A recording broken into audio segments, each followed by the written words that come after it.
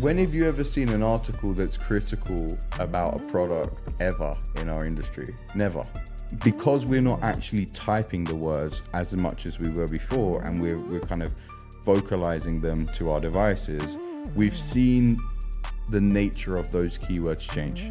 It's about granularity, it's about control, right? Those are the two basic pillars of good performance marketing. It all boils down on the idea of this value exchange, right? Yeah. What are you going to give me as an end user for actually interacting with your app? I genuinely believe that if I get a great paid search person and sit them down and tell them, don't do anything else apart from paid search, it will kick that AI's ass all day and twice on Sunday. Hi, Ryan. Hello. How's it going? Yeah, good. Welcome back. Thank you. Thank you. Just so that it gets in. Back to the conversation that we're having right now. There is a skill gap, right? The new products come on the market, and they function a certain way, but they could deliver twice the output if the skill is provided, right? Is this what you're saying? Yeah, I think the platforms themselves are trying to make as much money as they possibly can. They're trying to yield as much money. So the advertiser doesn't just have to, the agency, doesn't just have to set up the campaign to find the right audience. They've also got to fight the platform, I'm doing a lot of search at the moment, as like any agency person is like double, triple hatting a situation. So I'm doing a lot of paid search myself. Yeah. And I'm shocked at like how wide a single broad keyword can potentially be nowadays. It's not in the realms of what I typically understand a keyword to perform. It's not just about plurals and certain synonyms of a keyword. It can be just wildly semantically different. And I think all of the platforms. What do you mean? Give us a specific example. I've turned on keywords about particular categories of products in an e-commerce brand. And I've actually shown for completely other categories, not even related in the search queries. Yeah. And I guess the story you'll get from the platform is that, this is signal based. Right. And we're making decisions. Yeah. But it's not like those keywords are generating any real sales for me. They've just like had a stab in the dark that potentially I can show for this keyword. Search is a particular problem because search is like in its essence, someone first told me when I first learned search that it's the process of answering questions, right? Someone types something into Google and you can translate that back into a question, and your job is to write an ad that can just answer that question. Mm-hmm. Well, that was all fine and dandy until you started adding in these like AI signals and responsive search ads and broad keywords and now the actual process of answering a question, it isn't left to me as a search marketeer. It's kind of left to Google to make a decision, and they can get it really wrong. Yeah. And I don't know whether it's just coincidence, but typically it gets really wrong in front of a client. Yeah. Yeah. And that's probably an indication that also that end consumers are also getting weird experiences as well. That's where the skill gap. Right? It is, but it comes in because search is changing. Like we know that it's changing from or SERPs, the way SERPs are being displayed, they're changing from just search queries to intent, right? To what the end goal the user is trying to achieve, right? So all of that comes into play, and therefore maybe broad doesn't work as much as it used to be before, or isn't as efficient, and maybe you will need to move a little bit more towards exact, right? Is this the sort of situation where you would say that maybe, you know, okay, we need this session, you know, to train now search planners to understand these changes and like change the strategy accordingly? I think it's like, I think we should just have a general, as an agency person, I think we should just be dubious about what anyone says. Because all of the suppliers, all of the platforms just want to insert the word machine learning or insert the word AI to kind of explain away the why they're doing what they're doing. Yeah. And maybe it's on us as an onus to understand machine learning in more detail so that we can actually try and get to the bottom of these issues. But like, for me, it just seems like a scapegoat to serve more impressions. Right. Like, you know, I don't understand today.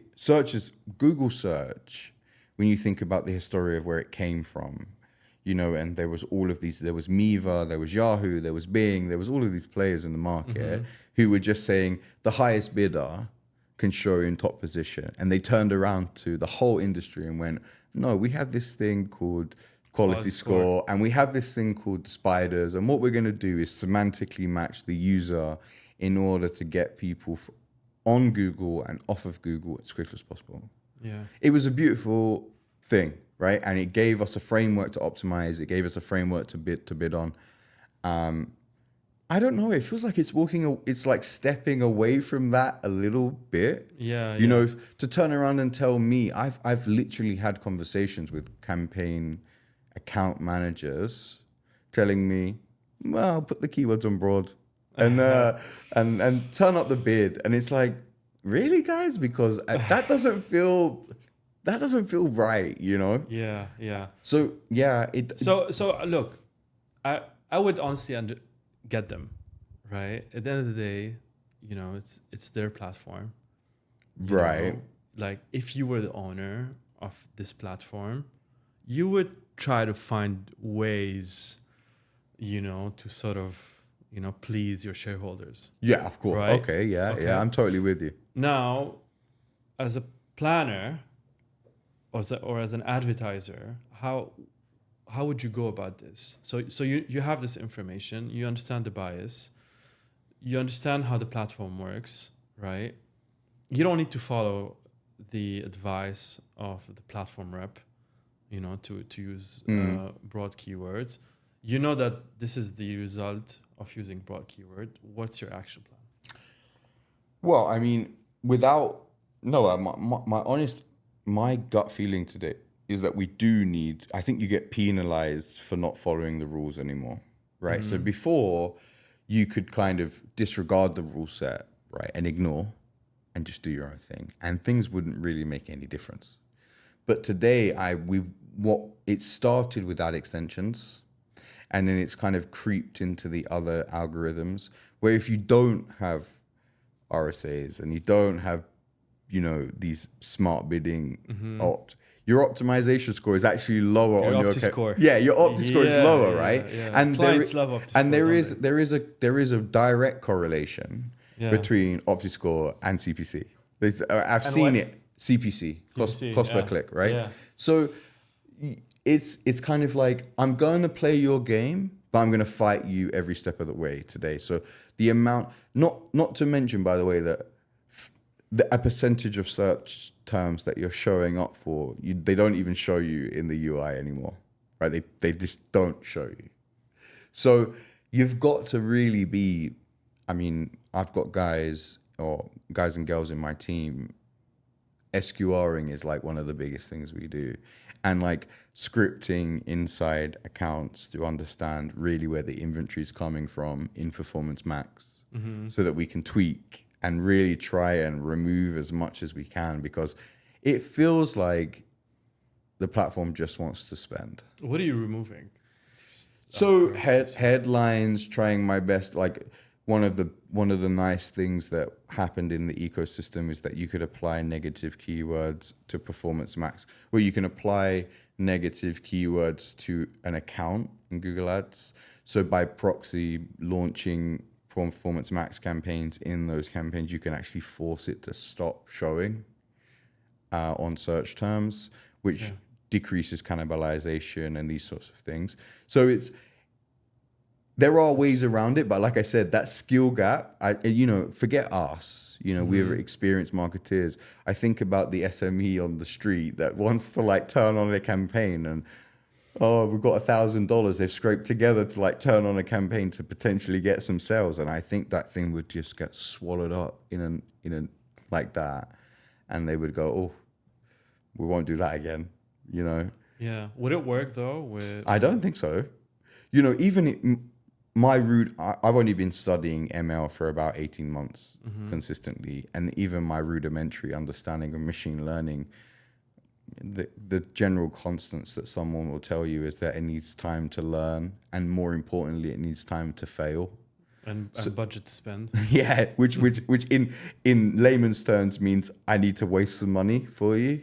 So $1,000 for a small, I don't know, any shop on the street, it's just not gonna work, And if you already imagine that they don't have a consultant next to them telling them that they should turn on exact keywords and they should do these things, because I don't know if you've ever done it recently, just make a new Gmail, turn on a Google Ads account and say, create a campaign.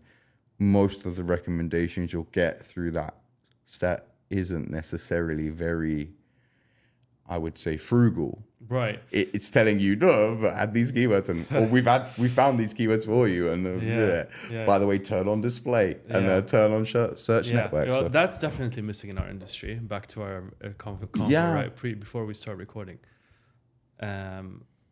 could you walk me through like a setup for $1,000 campaign on Performance Max that could drive results? Yeah, I mean, or what would you recommend as a setup? I mean, I don't think the channel specifics have changed. Well, it depends how I want or do's and don'ts, perhaps. Do's and don'ts for a small budget, right? For all the SMEs. What's the brand? There, what's the business? Listeners, you pick. Okay, let's say me and you want to sell. But obviously, if you don't pick automotive, because that's not SME, right? Let's say me and you, we want to sell bird cages. Me and you got a thing about selling bird cages. We think there's a gap in the market, and me and you are going to sell. Let's say we're a pet shop. Yeah, we're a pet shop, and you've had a night on the Chardonnay and decided that you're going to buy 1,000 bird cages, and me and you've got to sell them. Very good. Right? Where would I start? Well, I think search, despite its recent behavioral changes and characteristic changes, is the best place to start, right? Yeah, agreed. Because, naturally, it's consumers telling you what they want, right? And there's not really many other channels outside of that. Right. Now, let's assume that me and you, we don't have a brand. We don't have a brand presence at all. We're just on the street, selling these bird cages. I would try and look locationally first, because like you said, search is actually changing a lot in some ways, but in its essence, right, it's still about answering questions. The only real difference that we've seen over the last 15 years is the way that people interact with search, the Google Assistant, Siri, these things. And because we're not actually typing the words as much as we were before, and we're kind of vocalizing them to our devices, we've seen the nature of those keywords change, right? Because no one really wanted to write, bird cages in Barsha Heights. They were just writing bird cages before because it was quick, it was easy, it was what it was. Whereas saying it, bird cages near me, bird cages, what's the best bird cage I can buy for my money, X, Y, and Z.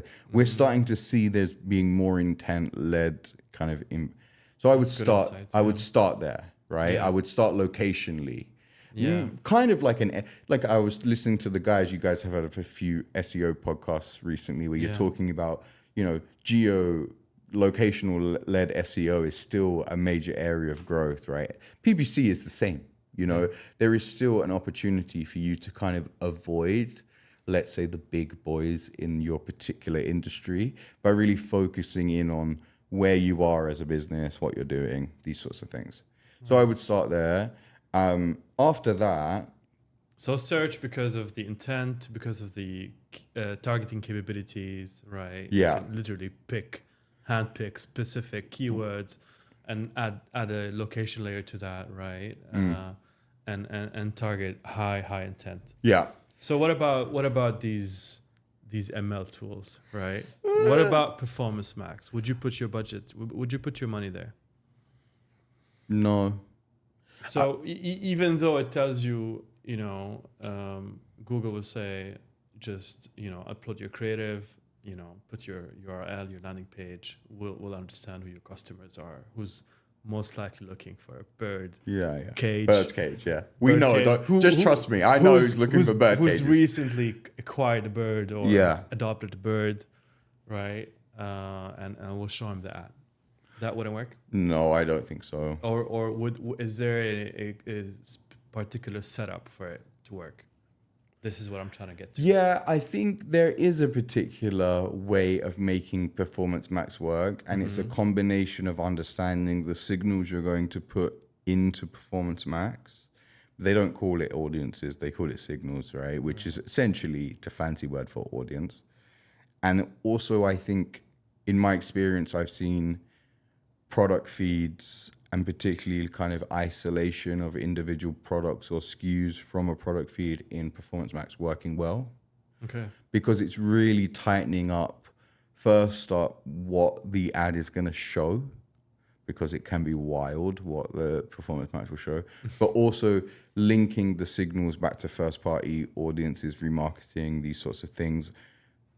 Those two things in combination can work well, but they require a lot of effort, right? So if me and you were in our small, medium business, do you want to spend all of that time doing that? I don't think so.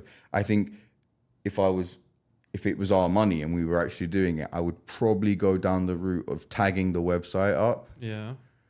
And then doing some remarketing audiences on GDN, but overlaying, like you said, contextual targeting about bird feed and how to look after a bird. I would try and I don't think you'd go old school basically. Yeah, right? Because I still believe that at a basic level, performance marketing anyway, which is all performance. I said that last time. It's all performance marketing.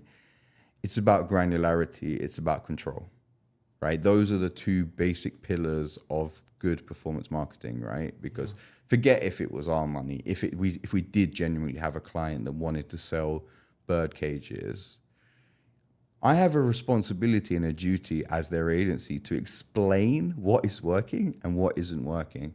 And what really gives me, what really keeps me up is like the fact that sometimes we turn on channels and we completely hand over, if you like, the intellectual property of the performance of that campaign to a platform. And when we sit down with them on a weekly basis or whatever, and we talk about how it's performing, I'm just waiting for them to say, well, what is working? And the dreaded moment of like, well, I'm not sure, Well, their answer is going to be more, biased towards what will drive higher spend, right? No, but even the client, right? The client is asking you, great, Performance Max has got a CPA of $30. Now, it doesn't take, a genius to work out that the $30 is an average, right? Yeah. Over the last 7 days, it's an average. So there'll be certain conversions that came in at $10 and certain conversions that came in at $100. Yeah. Which ones came in at $100, Ryan? Not sure. Or what characteristics of the media that you bought generated a higher CPA? No idea. And that's always been our thing, right? Yeah. It's always been our thing, is like us to go back to a client and say, well, it was actually this language, this audience, this particular creative, and this image that doesn't seem to be really resonating with the client. And then you would, if you really wanted the gold star at the end of it, you would kind of semantically contextualize why. Maybe, well, the user isn't really looking for bird cages of small birds. They like big bird cages. They want their bird to feel like they're really living in luxury, right? And everyone would smile and nod at you and go, you get it. Yeah. Whereas if I turn it on today, what's working, what's not working? I've got asset groups, but actually I get penalized if I only put one asset in each of these asset groups, they don't serve. So I need to clump them all together. And then what that means is that I can't really tell you what's working. So maybe there will be people listening to this going, oh, he's just like old generation, he doesn't really get it. But for me, good conversations, growth between an agency and a client come from insight, come from us exchanging valuable bits of information. And I feel like a lot of the tools try and restrain that insight from you. And they just say, trust me, bro, I got this. Yeah. And it's like, well, I can't really just trust you. You know, I need you to tell me. Yeah. I mean, to be fair, Performance Max does deliver, right, at the certain point, I guess. 70% of all conversions from Performance Max come from search. Right. Is it a lack of search not performing in the way we used to think it did? Or is it the fact that somebody is showing... Because Performance Max, like... But isn't it because also it's picking up data and signals from other platforms, right? It's looking at the customer holistically, from a holistic point of view. You tell me, man. It's coming from search because of the intent in search, right? So it's as if search is the last click. I'm not sure if that makes sense. Right? Okay, maybe. Right? I mean, that's. I don't know. Like, I'm not sure about that. Like, isn't it in the background of bidding against someone who's searching but has viewed a video about bird cages? It's kind of the perfect ploy, though, isn't it? Like, you know, the first thing you need to do as an industry. Let's imagine that we're like an evil genius, right? We need to tell people, don't worry about impression share. We used to have this metric where it told us as a percentage from 0 to 100 how many impressions you were showing for a certain semantic thing. And then we've convinced you that that's not important. You need to move to these smart bidding options where it's not a thing anymore, right? Don't worry, we're going to make decisions. And then, so we're already making money about that and we can like influence your CPC because of it.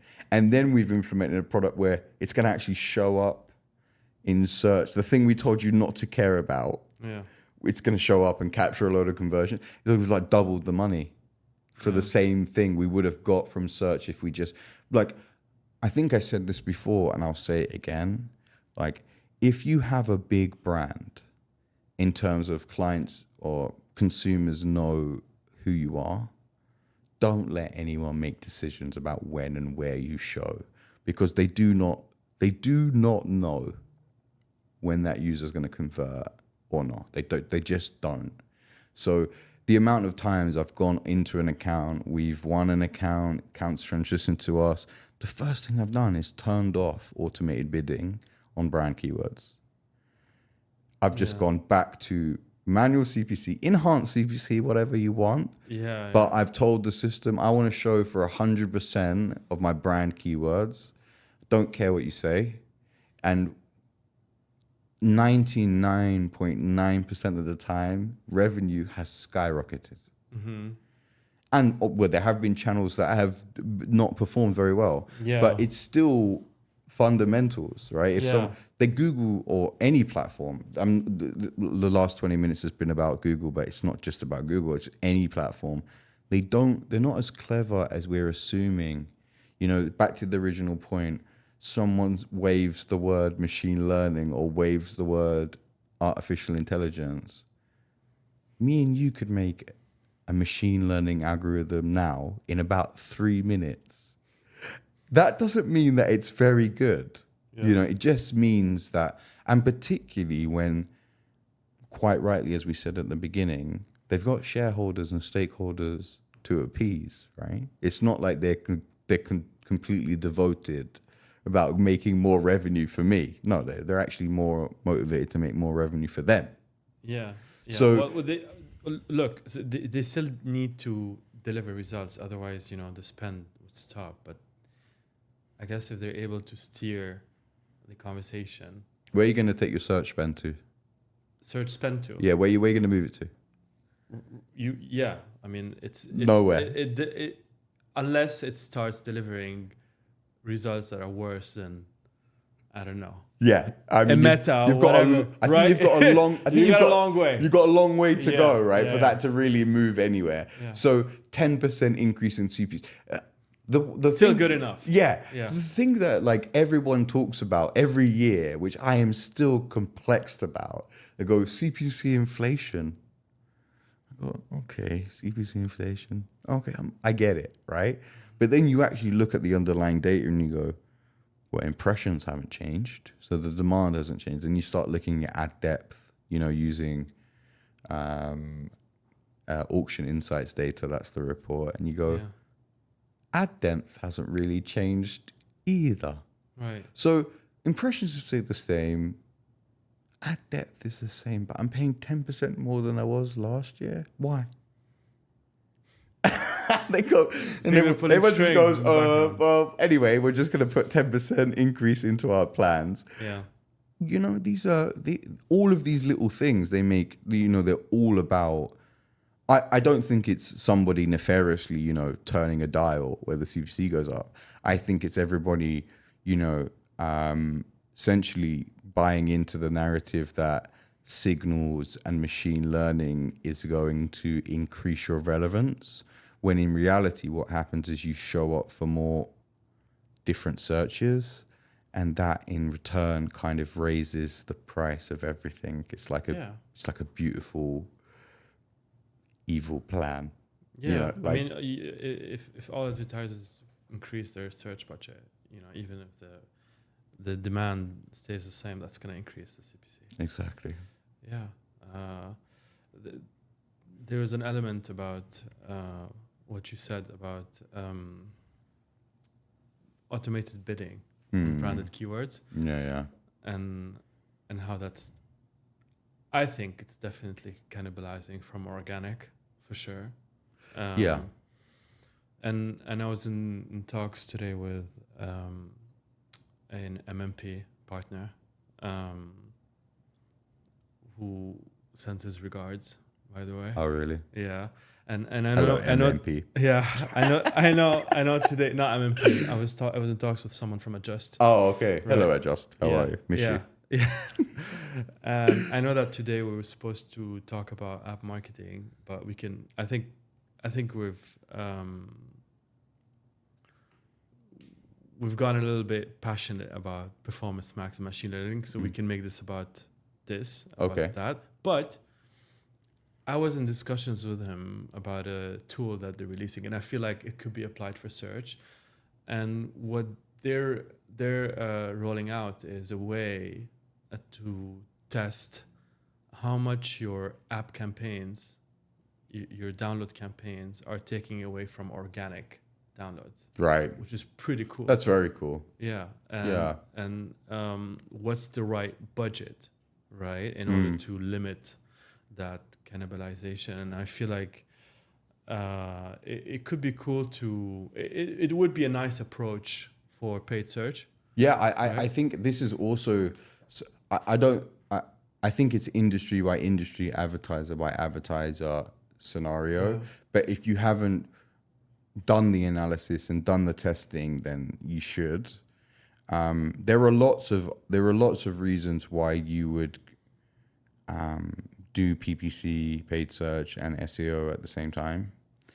Namely, I mean, the obvious one is if it's a highly competitive market and you've got a lot of people kind of bidding on you, you want to defend your real estate, right?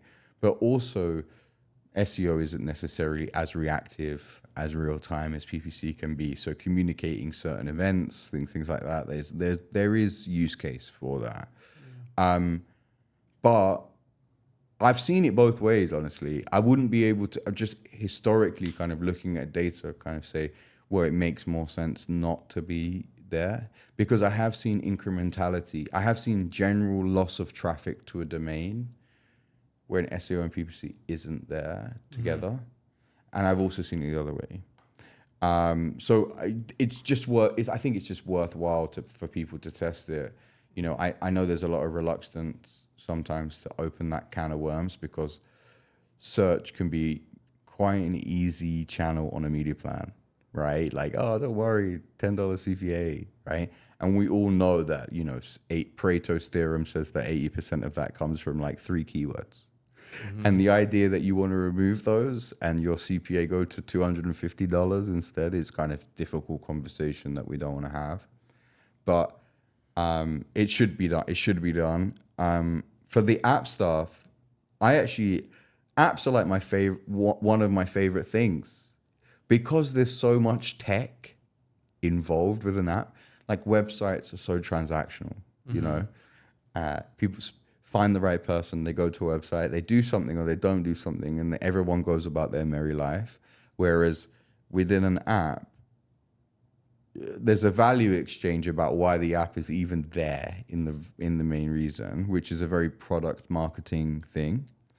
But then you've typically got an MMP, you've typically got GA4, Firebase, you've got some sort of CRM in the middle, and then you've got a platform, and then you've also got, well, how am I going to build my dynamic, universal, deferred, deep link thing? There's a lot of tech happening in the middle. So apps I really like a lot. And on top of all of that, there's a completely different way of measuring them. You know, people want to go, I turned on a UACE campaign, I turned on my Facebook app campaign, and my CPA is $1,000. It's like, yeah, it is, right? Yeah. And, well, why? It's like, well, we're trying to acquire good users, you know. I think there's just so much tech involved. You need it all to sing together to actually get to a decent insight, right? Look at the products too that are out there for app marketing campaigns versus, well, download campaigns and app registration campaigns versus website conversion campaigns, right? Yeah. There's a lot that you can do on apps. Like, for example, on apps, you have universal app campaigns. You have UACE as well, which is for engagement, right? But you don't really have anything similar, right, for web. Yeah, and well, I mean, and they're kind of a bit of a fallacy as well. Like, you know, one of the weird things that keeps coming out of our campaigns is that UAC campaigns, like traditional app install campaigns, tend to generate more conversions than the UACE campaigns do. And I think even if the user has already installed the app, right? Yeah. So I think this has got something to do with like the targeting conundrum, right? So one of the things what we all kind of generally understand is that the smaller the audience you're trying to essentially target, the more expensive it will become to target that audience, right? It's the auction model. And we all want to turn on UACE campaigns because we feel like it's a natural maturity curve. Yeah. But guys, you've got like 200,000 active users. Yeah. And when we translate that into a match rate into Google, for example, it's like, I don't know, let's say on a good day, it's 40,000 users. Yeah.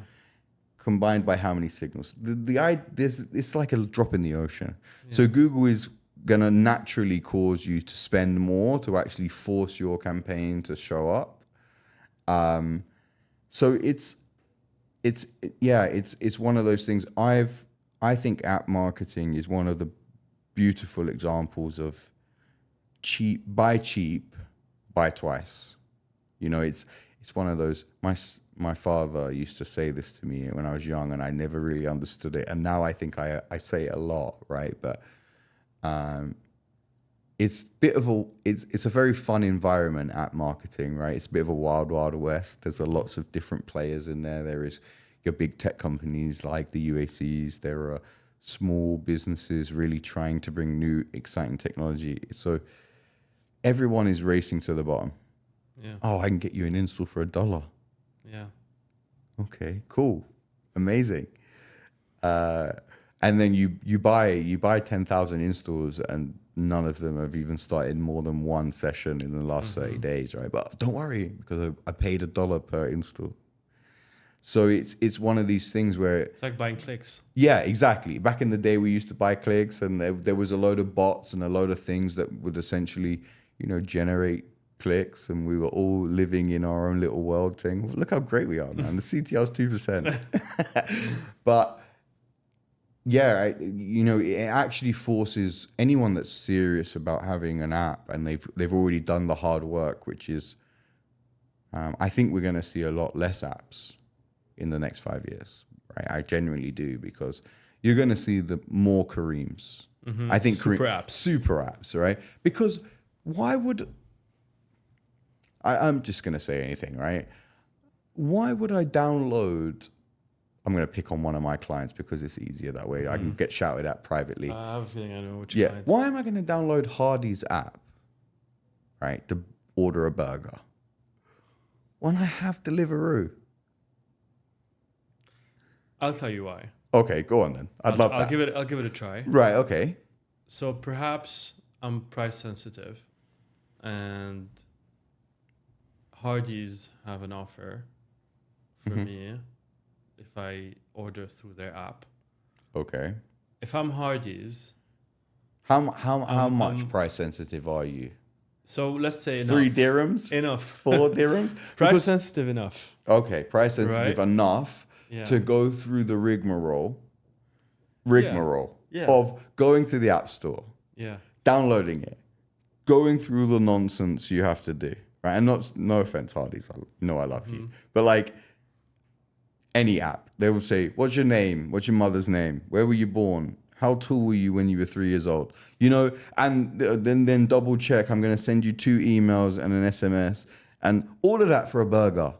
Yeah. Well, look, if I'm price sensitive and hungry, perhaps I have no. Yeah, if you're price sensitive and hungry, my counter argument would be that maybe you're not as brand loyal as you think you are, right? But but you get my general premise, right? I do.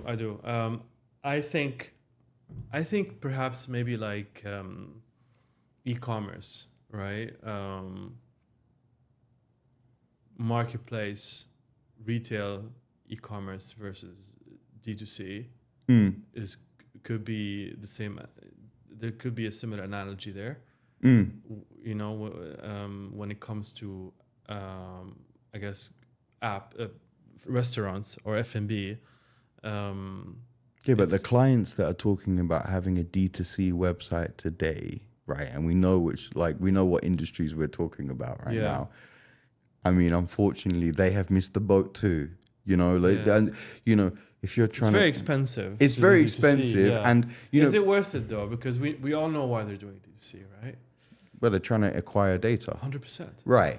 But there are better ways to acquire data today than go through this whole thing and try, it's kind of the ignorance to assume that just because you're present in the market, their consumer behavior is going to change overnight.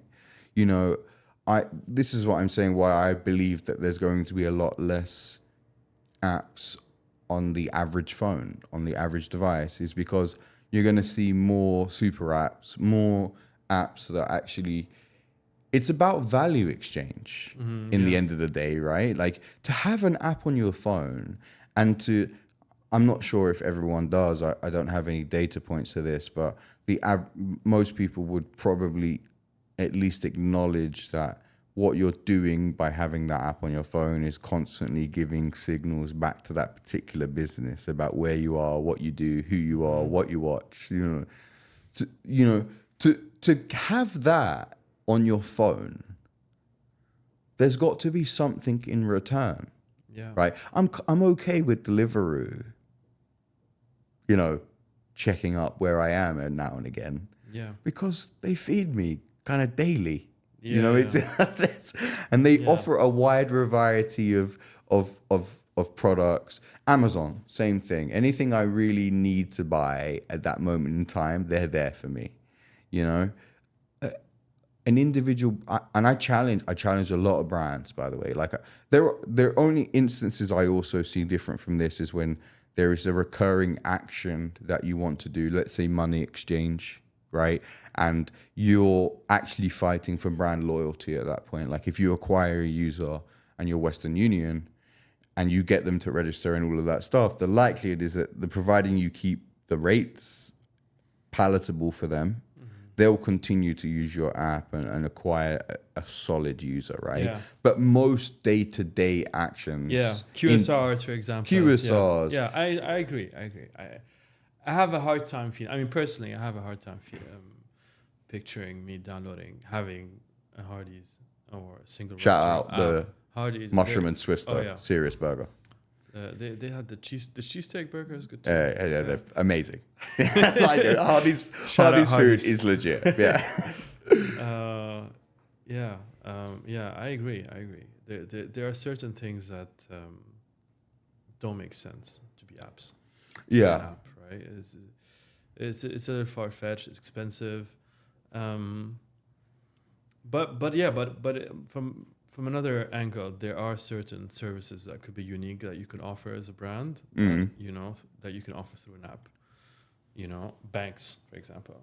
Yeah, I mean, those are, I mean, banks are commodities, right? We can't really avoid them as much as we would love to. But like, I genuinely think it all boils down. I think what you're touching upon is it all boils down on the idea of this value exchange, right? Yeah. What are you going to give me as an end user for actually interacting with your app? Because if it's marginal benefits, I think a lot of people are just going to overlook them because it's not easy today to even get on an app. Like, give me one app that will just let you open it, and do whatever you want. No, it wants to know your date of birth. It wants to know everything, because we're all there. The whole industry is kind of obsessed with acquiring first-party data. Yeah. So we've just put a load of bits in here that we can feed into a CDP. So and that's why I think we're starting to see, we're starting to see shifts back to desktop. We're starting to see certain industries shift back to websites because they're transactional in nature. Yeah. I don't need to go through all of this. I don't go share any data. I go on it, I press. I can check out as guest. Thank you so much. Mm-hmm. Thank you. And, and I forget the lady's name now, but you did a wonderful podcast about Gen Zs before, right? Like, and they are... Nasif. They're wonderful. And how they're so aware. They're so aware of kind of, they have different email addresses. They've got different things for different purposes, right? They're so aware about what data they're sharing and what data they're not sharing. So we're actually starting to see this maturity of saying, I'm not going to download this app. It's better for me to do this on this email address that also doesn't know anything about me. Yeah. And I'm just going to do it on a website because I'm not giving anything away. Well, to lay it as it is, a lot of people, use Google Search app, which is a browser, right? Or pseudo browser. Yeah. And you need a website, right? To capture all the search. But that's queries, an amazing value exchange. Yeah. That's an amazing value exchange, isn't it? I'm going to give you access to all the information in the entire world. Just download this app. Yeah. But someone saying, I'm going to give you $3 off this bagel. Yeah. I'm all right, man. It's not worth my time. Yeah.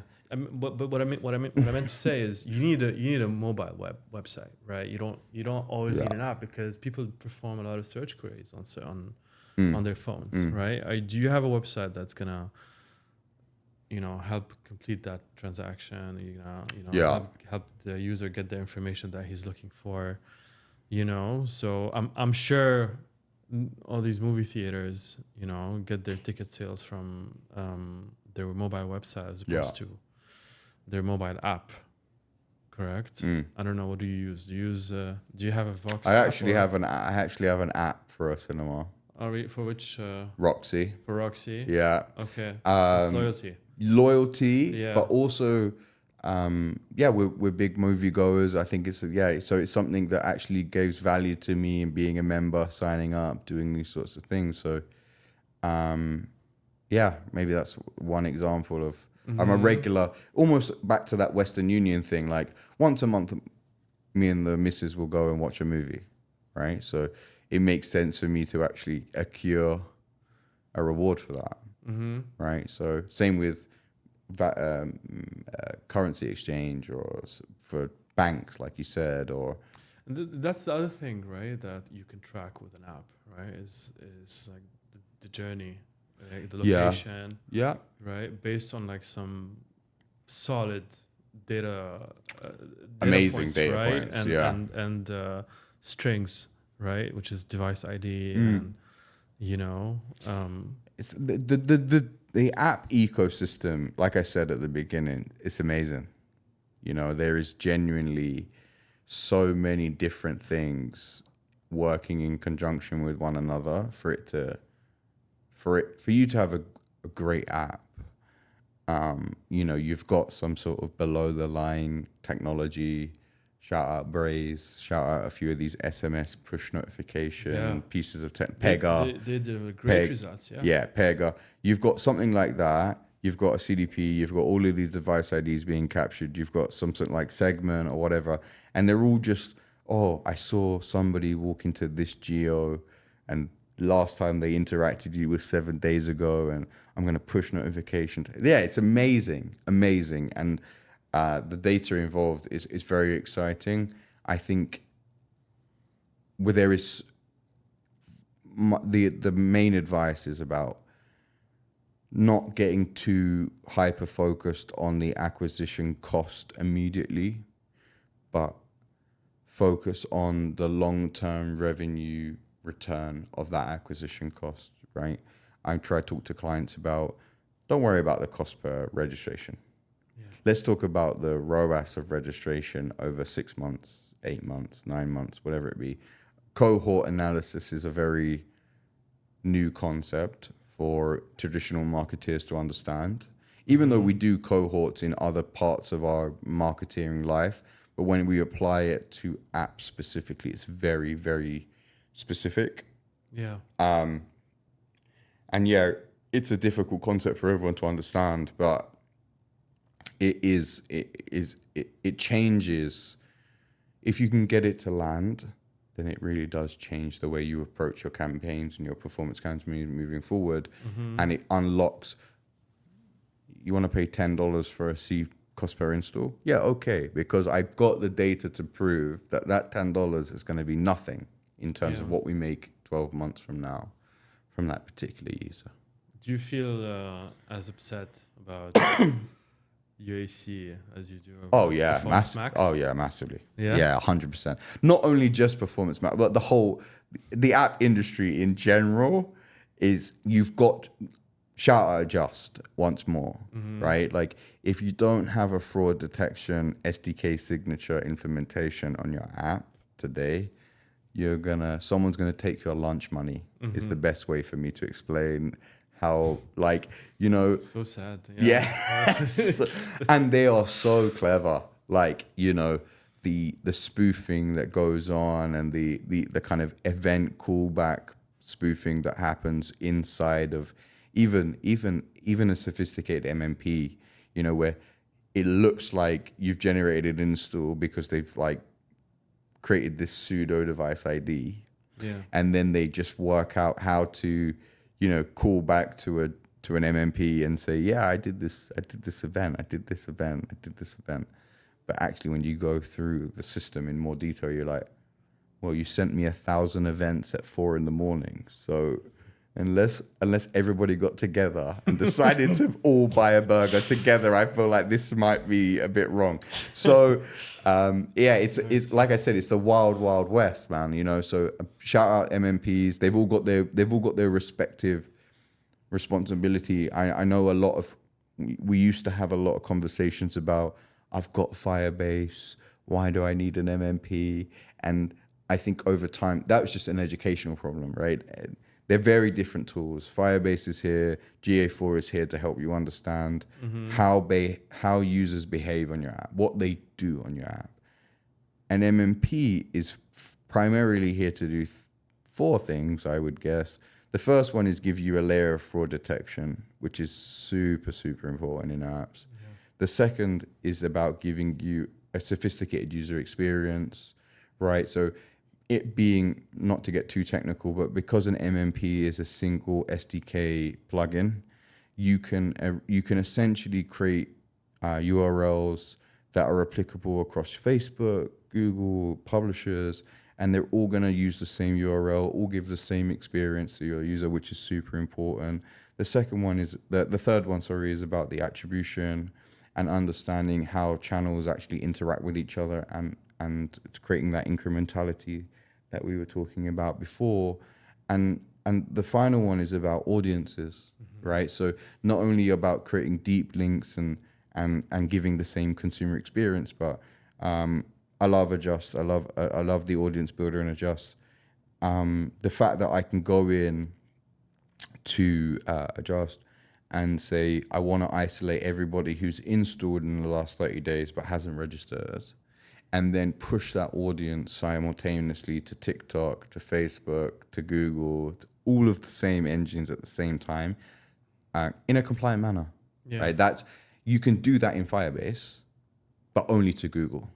You know what I mean? Like, so there are overlaps between particularly Firebase and an MMP, what they deliver, but actually their core benefits are very separate from one another, you know, and you need both. You need both for a successful campaign. It's very powerful. I would add one, which is enabling conversion bidding, right? Or in-app event bidding, right? Bidding for totally optimizing or getting conversion optimizer enabled, right, for a particular event. 100%. Post install. Good stuff. Yeah, man. Good stuff. Yeah. I feel like we need another one on app marketing, though. Yes. Yeah. Hopefully, I'm going for the turkey. You know, I'm going to wait for another couple of weeks, and you're going to invite me back again and say, "Yeah, let's do it one more time." Would this actually go through the subject you want to go through this time? Yeah. I mean, maybe I'll also have a look at some of these articles that you've been posting on LinkedIn. Yeah, you should. Yeah, that would be amazing. And you know, use that to pick a topic, right, for the next shout out the Tech and Data Diary.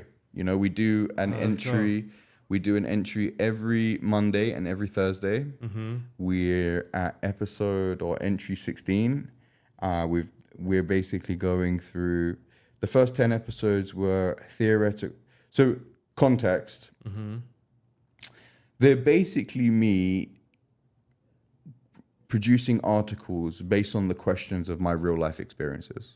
Nice. Okay, so sounds relatable to me. Yeah, so you know, I have a wonderful job. I love my job, but you know, there are just moments where you put foot in front of somebody and they're asking you something, and you know, I'm like a real time problem solver. That's basic. I'm a professional problem solver. That's my job, right? I basically have to like understand what you're saying, and then translate it into essentially what you're looking for, and then find the solution for it.